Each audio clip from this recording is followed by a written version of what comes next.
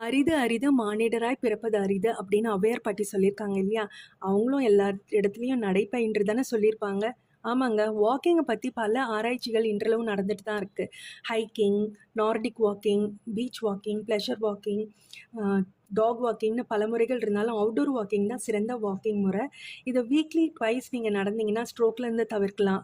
3 நாள் நடந்தீங்கன்னா, memory power increase ஆகும். 30 நிமிஷம் நடந்தீங்கன்னா, மென்டல் ஸ்ட்ரெஸ்லேருந்து விடுபட்டு ஹார்ட் அட்டாக்க தவிர்க்கலாம். 3500 ஸ்டெப்ஸ் நடந்தீங்கன்னா, டயபிட்டிஸ தவிர்க்கலாம். 75 நிமிஷம் ஒரு நாளைக்கு நடந்தீங்கன்னா, வாழ்க்கையில 2 நாள கூட்டலாங்க. அது மட்டும் இல்லாம ரத்த ஓட்டம் சீராகி, நாள் பூரா உங்கள ஆக்டிவாவும் வச்சிருக்கும். நல்ல உறக்கமும் உங்களுக்கு கிடைக்கும்.